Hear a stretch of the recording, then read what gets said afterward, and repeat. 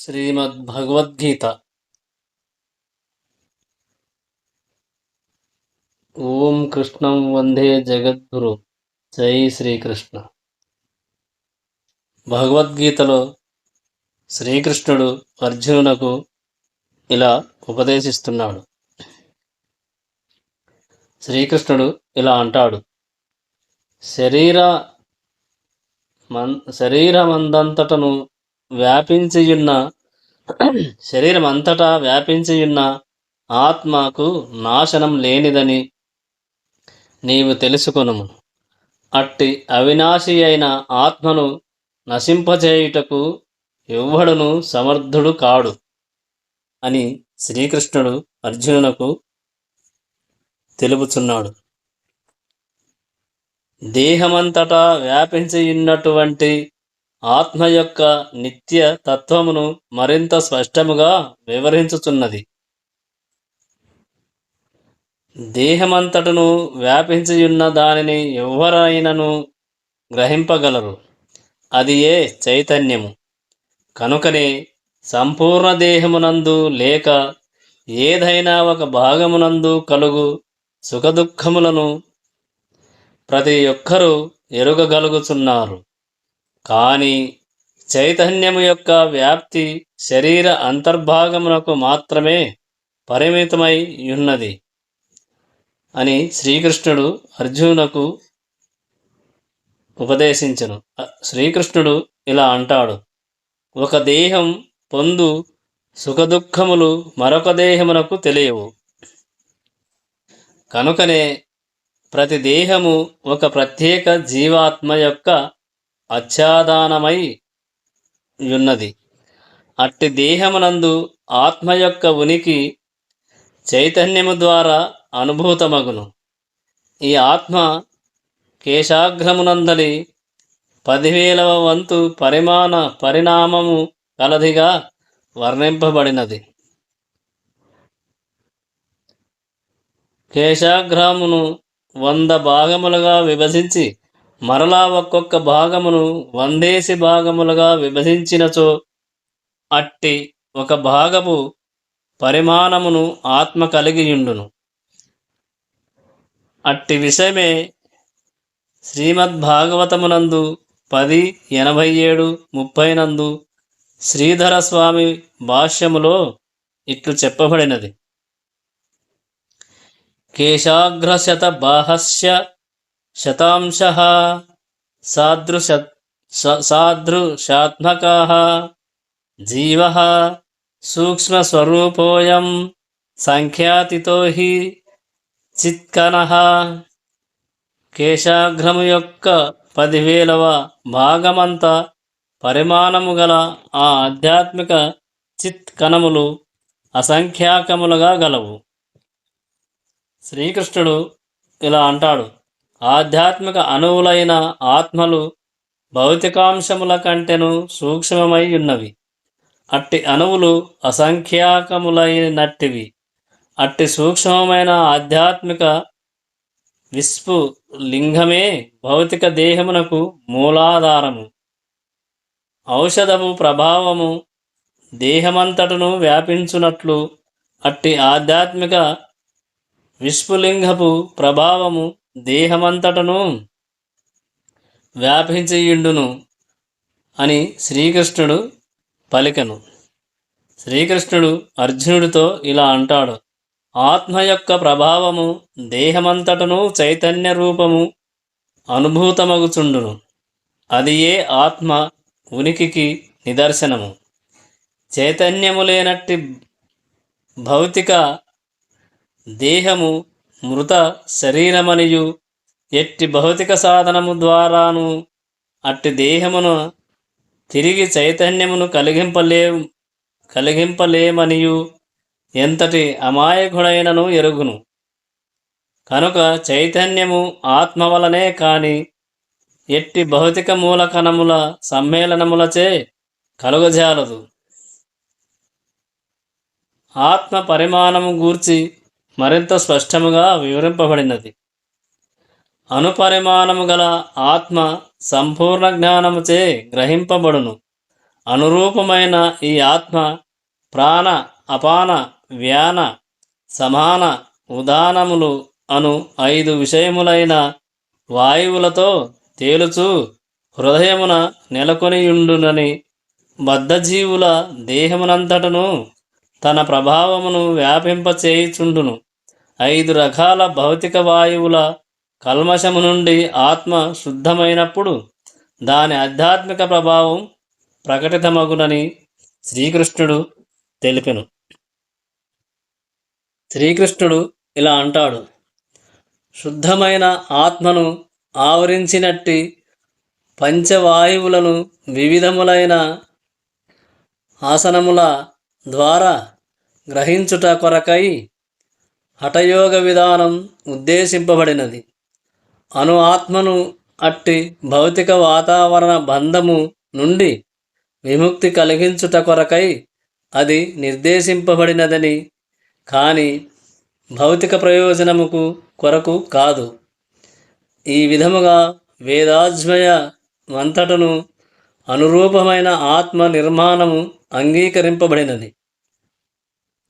అంతేకాకుండా బుద్ధిమంతుడు అనుభవముతో దీనిని ప్రత్యక్షముగా గ్రహింపగలుగును. కేవలము బుద్ధిహీనుడు మాత్రమే అట్టి ఆత్మను సర్వవ్యాపకమైన విష్ణుతత్వమని భావించును.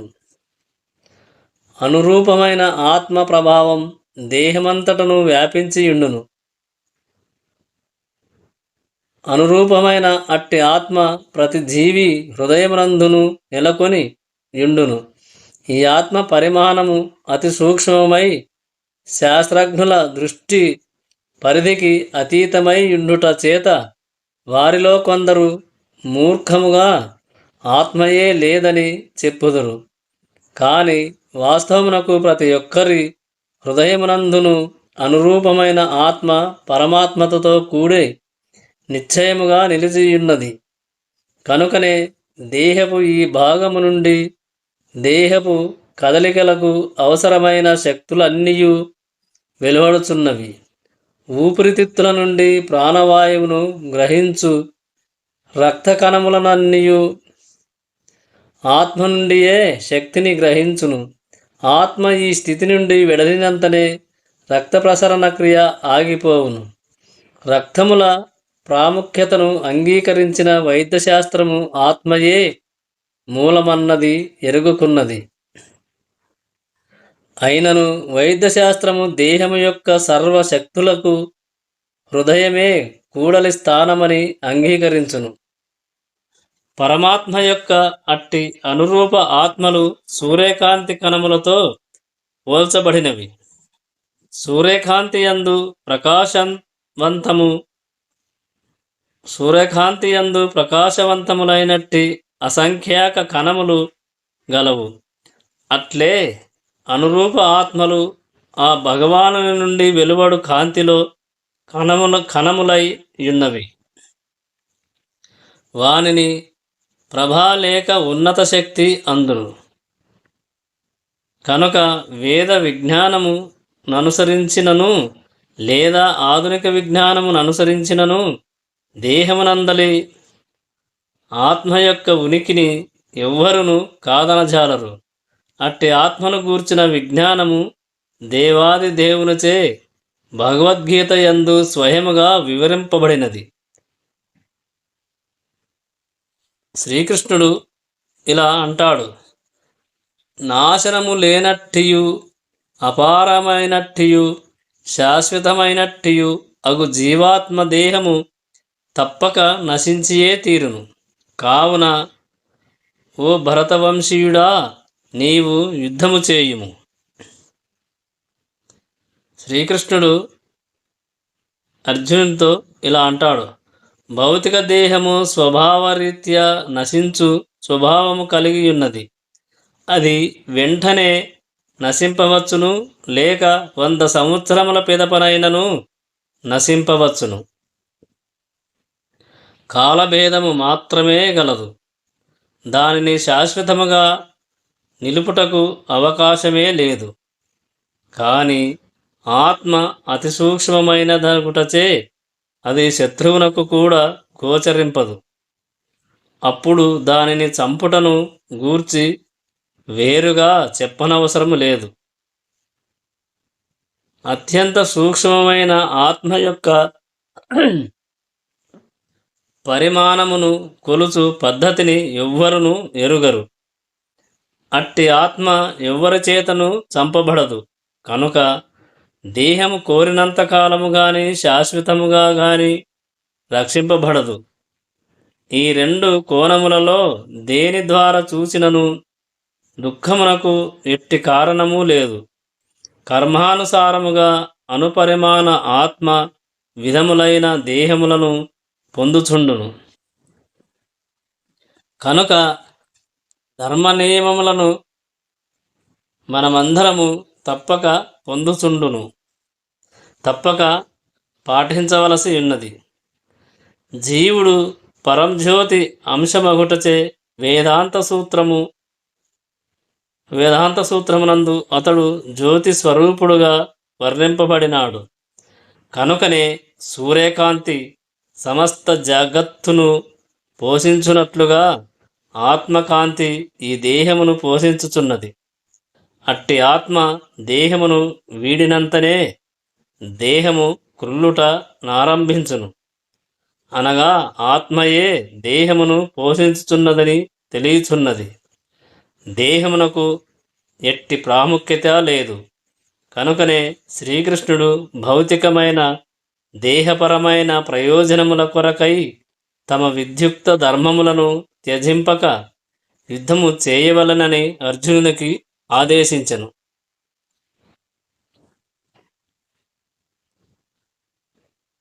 శ్రీకృష్ణుడు ఇలా అంటాడు: జీవుడు చంపువాడని తలచువాడు, చంపబడువాడని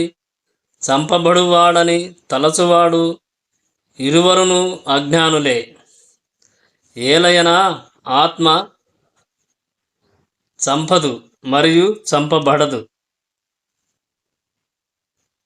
శ్రీకృష్ణుడు అర్జునునకు ఇలా ఉపదేశించెను: మారణాయుధములచే దేహధారి అయిన జీవుడు గాయపడినప్పుడు దేహమందలి జీవుడు మాత్రం చంపబడునని ఎరుగవలెను. అత్యంత సూక్ష్మమైన అట్టి ఆత్మను వధించుట ఎట్టి ఆయుధములు చేతను సాధ్యపడదు. దాని ఆధ్యాత్మిక స్థితి కారణమున జీవాత్మ చంపదగినది కాదు. చంపబడునది లేదా చంపబడవలసినది కేవలం దేహము మాత్రమే. అనగా దీని ఉద్దేశము దేహవధను ప్రోత్సహించుట కాదు. మా హింస్యాత్ సర్వా భూతాని అను వేద నియమము శాసించుచున్నది. దీనిని అనుసరించి ఎవ్వరిని హింసింపరాదు. అట్లే జీవాత్మ చంపబడదని భావించుట కూడా జంతు హింసను ఎన్నడూ ప్రోత్సహించుట కాదు. అధికారము లేకుండా ఎవరి దేహమునైనను వధించుట అత్యంత హేయమైన కార్యము. అట్టి చర్య ప్రభుత్వ శాసనము ప్రకారం మరియు భగవానుని శాసనము ప్రకారం దండనీయమే కాగలదు. కానీ ఏది ఏమైనను ఇక్కడ అర్జునుడు ధర్మము కొరకే శత్రు సంహారమునందు వినియోగింపబడుచుండెను, కానీ ఇచ్ఛానుసారముగా విపరీత తలంపుతో కాదు.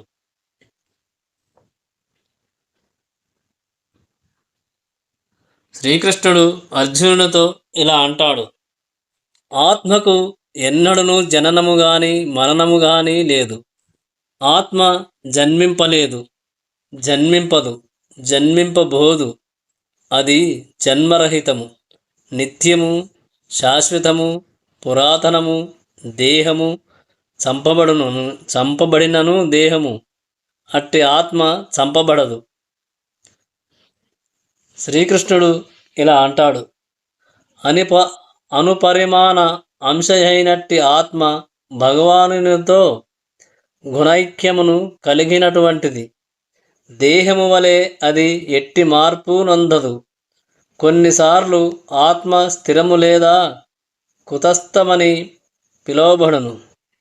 దేహము 6 విధములైన మార్పులకు లోబడియుండును. అది తల్లి గర్భము నుండి జన్మించును, కొంతకాలముండును, వృద్ధియగును, ఇతరములను సృష్టించును, క్రమముగా క్షీణించును, చివరికి నశించి శాశ్వతముగా అంతరార్థమగును.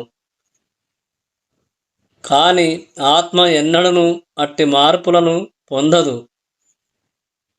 అని శ్రీకృష్ణుడు అర్జునునకు తెలిపెను. శ్రీకృష్ణుడు ఇలా అంటాడు, ఆత్మ జననమును పొందదు, కానీ ఆత్మ భౌతిక దేహమును స్వీకరించుట వలన దేహము జననము పొందుచున్నది. ఆత్మ ఎన్నడను జననము మరియు మరణమును పొందదు. జన్మించిన ప్రతిదానికి మరణము తప్పదు. ఆత్మకు జననము లేనందున భూత భవిష్యత్తు వర్తమానములు అనునవి దానికి లేవు. అది నిత్యము, శాశ్వతము, సనాతనము అనగా చరిత్రయందు ఆత్మ ఆవిర్భావమును సూచించు ఆధారము ఎక్కడ గోచరింపదు. దేహాత్మబుద్ధి చేత మనము ఆత్మ యొక్క జననాదుల విషయములను గూర్చి అన్వేషింతుము.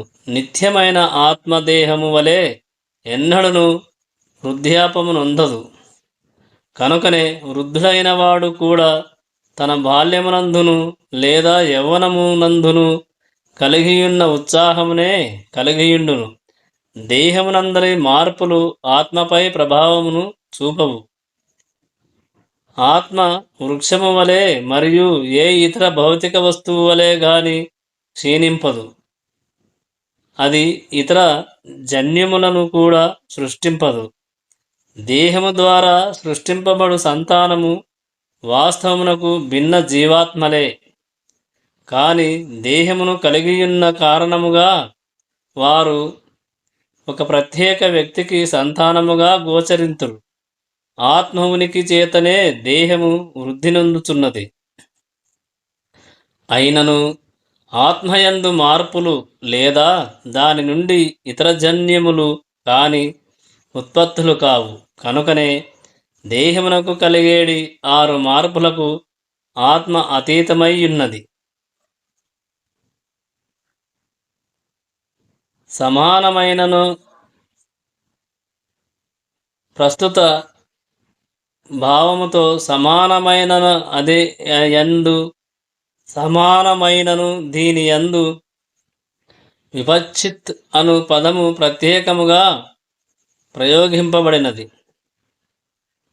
ఆత్మయనున్నది జ్ఞానపూర్ణము లేదా సదా చైతన్యపూర్ణము కనుక చైతన్యము ఆత్మకు చిహ్నము.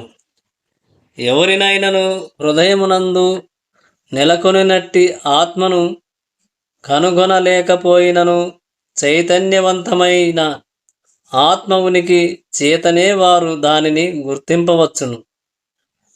కొన్ని మార్లు మేఘముల కారణము చేత లేదా ఇతర కారణముల చేత ఆకాశమున సూర్యుని మనము చూడలేకపోవచ్చును.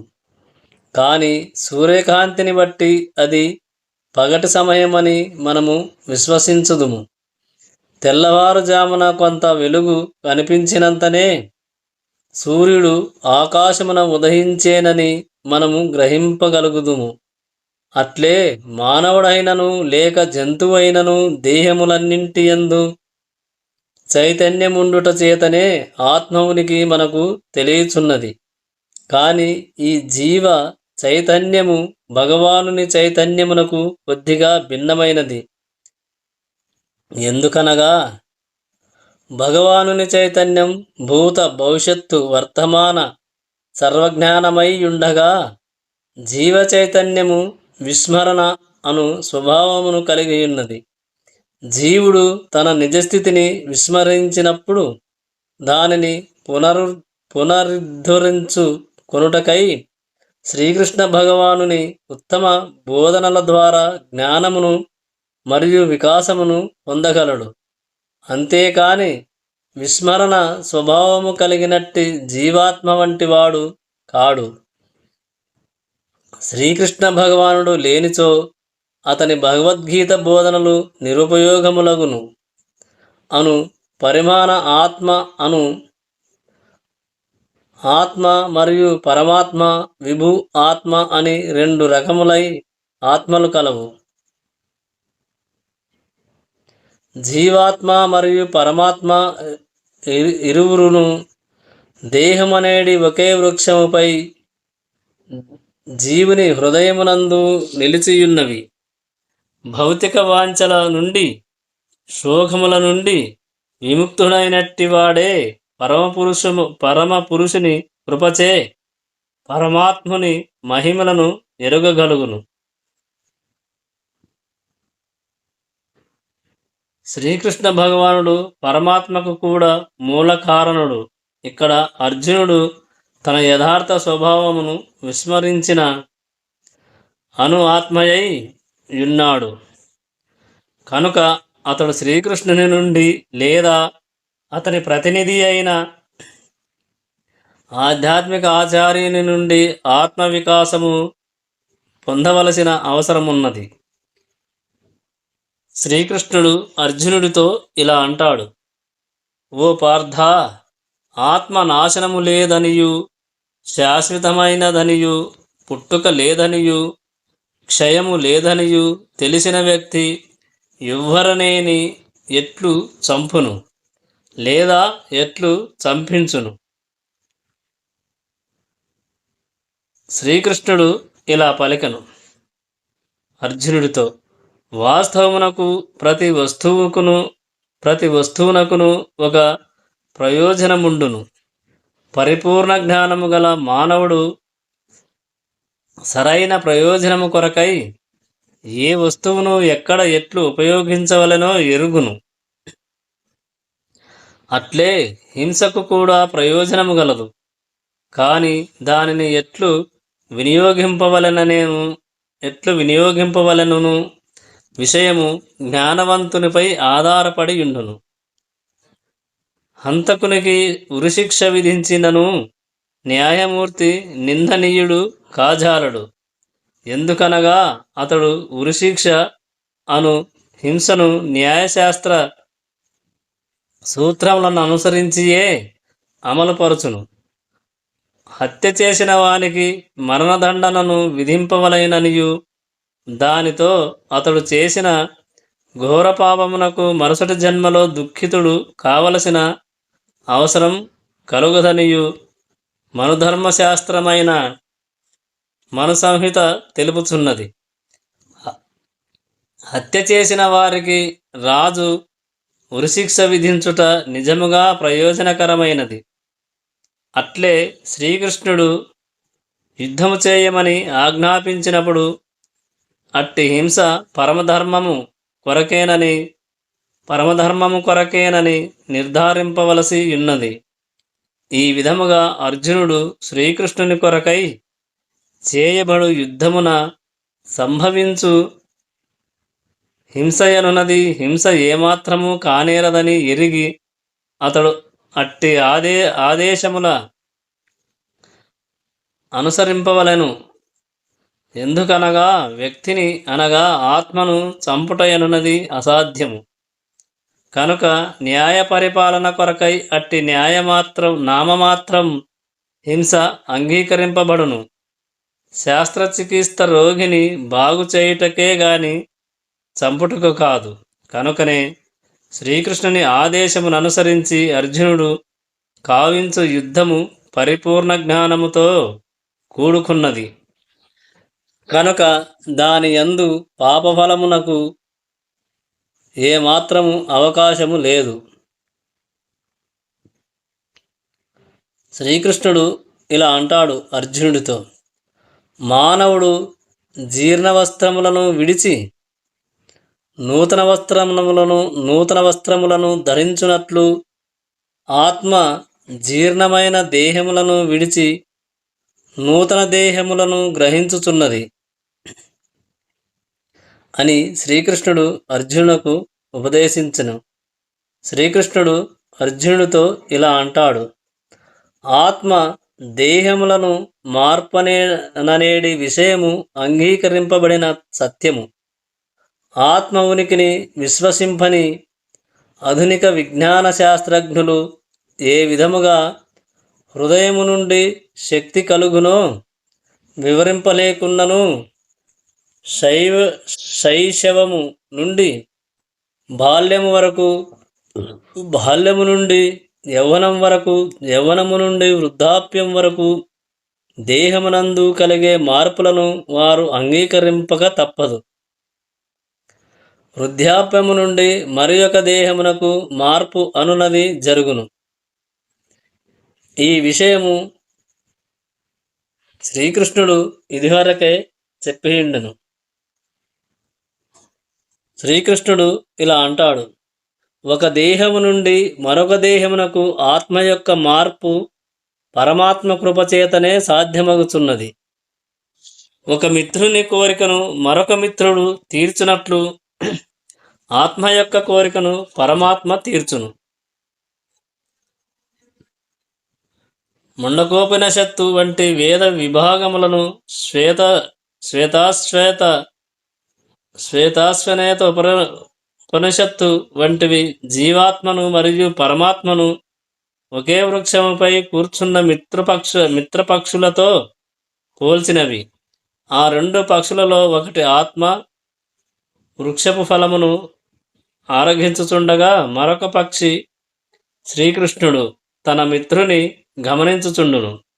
ఈ రెండు పక్షులను గుణైక్యమును కలిగి ఉన్నప్పటికీ అందులో ఒకటి భౌతిక వృక్షపు ఫలములచే ఆకర్షింపబడగా, రెండవది తన మిత్రుని కార్యములకు కేవలము సాక్షిభూతమగుచున్నది. ఇక్కడ శ్రీకృష్ణుడు సాక్షి అయిన పక్షి కాగా, అర్జునుడు ఫలమారగించు పక్షి అయి ఉన్నాడు. వారిరువురు మిత్రులైనను ఒకటి ప్రభువు కాగా రెండవది సేవకుడు. ఈ సంబంధమును విస్మరించుట చేతనే జీవాత్మ ఒక వృక్షము నుండి మరొక వృక్షమునకు లేదా ఒక దేహము నుండి మరొక దేహమునకు మార్పు చెందుటకు కారణమగుచున్నది. భౌతిక దేహమనేది వృక్షముపై జీవాత్మ తీవ్ర పర్యాసకు గురవుతుండును. కానీ అది చెంతనే ఉన్నట్టి మిత్రుడైన మరొక పక్షిని ఉపదేశం కొరకై అర్జునుడు శ్రీకృష్ణునికి స్వచ్ఛందముగా శరణ పొందునట్లు పరమాచార్యునిగా అంగీకరించినంతనే సర్వ శోకముల నుండి అది విముక్తి నొందగలదు. రెండును కూడా ఈ విషయమును సమర్థించుచున్నవి.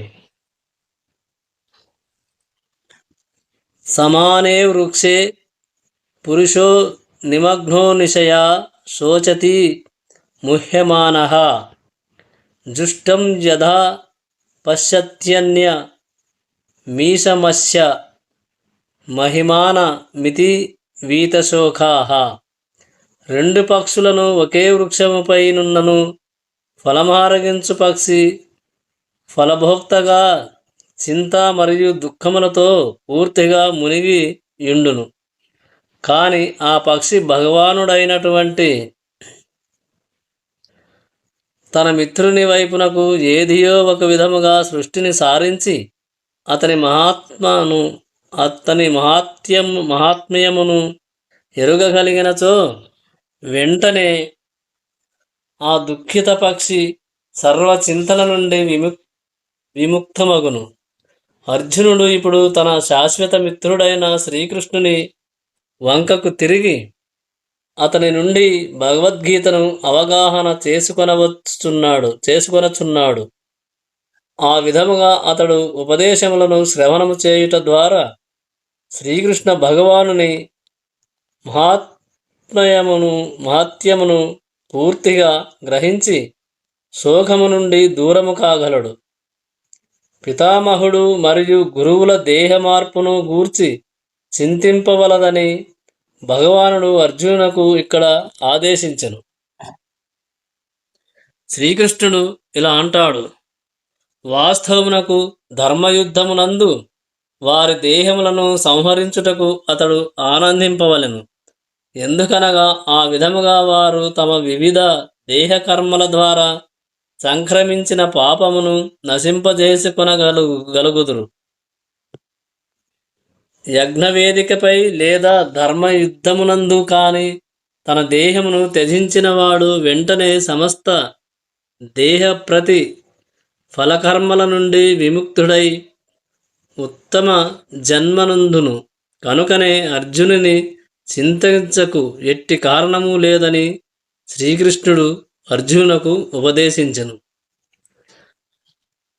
జై శ్రీకృష్ణ. ఓం కృష్ణం వందే జగద్గురుం. హరే రామ రామ రామ హరే హరే. హరే కృష్ణ కృష్ణ కృష్ణ హరే హరే. ఈ మంత్రం ఫస్ట్ నుంచి హరే కృష్ణ కృష్ణ కృష్ణ హరే హరే, హరే రామ రామ రామ హరే హరే.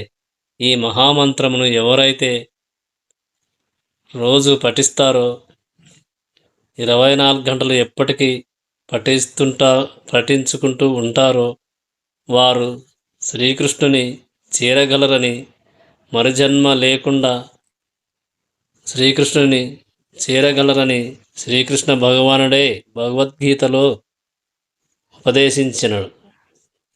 జై శ్రీకృష్ణ.